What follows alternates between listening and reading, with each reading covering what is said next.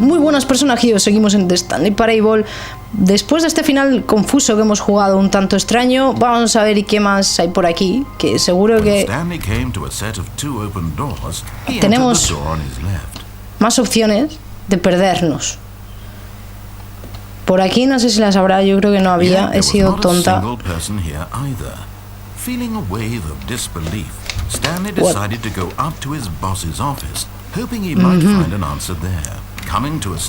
¿podemos bajar? He tirado hacia abajo, pero si no te quieres dar cuenta... Oh, vámonos. Admitting he had left his post during work hours, he might be fired for that. And in such a competitive economy, why had he taken that risk? All because he believed everyone had vanished. His boss would think he was crazy.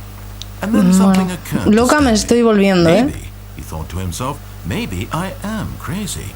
All of my co-workers blinking mysteriously out of existence in a single moment for no reason at all.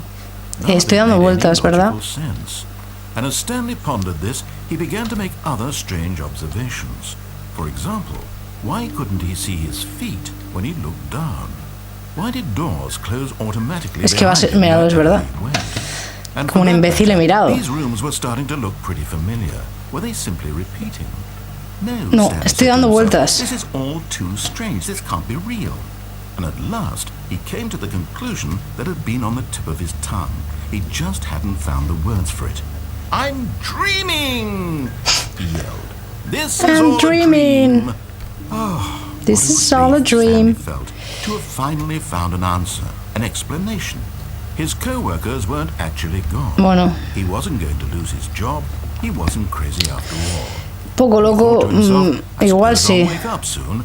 I'll have to go back to my boring real-life job pushing buttons. I may as well enjoy this while I'm still living. Disfrutar de esto, de dar vueltas. Flying and began to gently float above the ground. What? Estoy flotando, de verdad. Himself soaring through space on a magical Ahora ya no. And it too appeared. It was so much fun, and Stanley marveled that he had still not woken up. How was he remaining so lucid?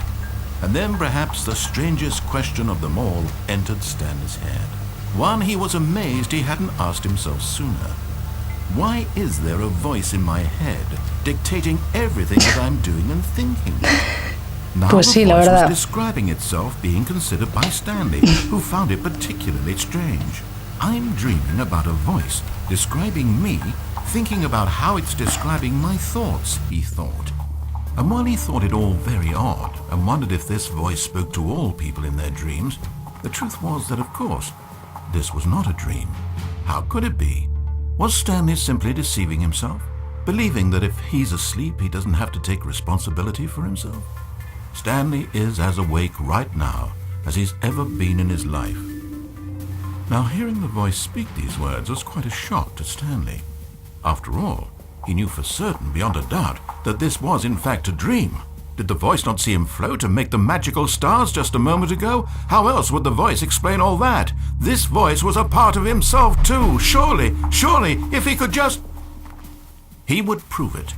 He would prove that he was in control, that this was a dream.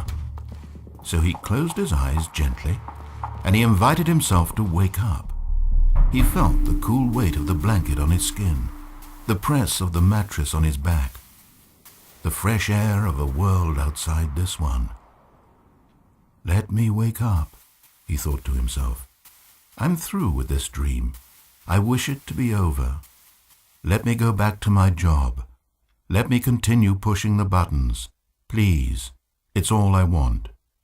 I want my apartment and my wife and my job. All I want is my life exactly the way it's always been. My life is normal. I am normal. Everything will be fine. I am okay.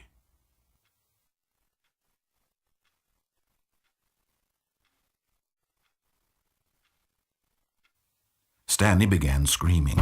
Please, someone wake me up. My name is Stanley. I have a boss, I have an office, I am real. Please, just someone tell me I am real. I must be real, I must be. Can anyone hear my voice? Who am I? Who am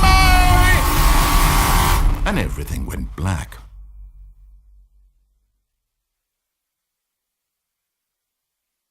This is the story of a woman named Mariella.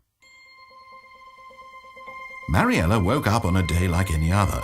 She arose, got dressed, gathered her belongings, and walked to her place of work. But on this particular day, her walk was interrupted by the body of a man who had stumbled through town talking and screaming to himself, and then collapsed dead on the sidewalk. And although she would soon turn to go call for an ambulance, for just a few brief moments, she considered the strange man. He was obviously crazy. This much she knew. Everyone knows what crazy people look like.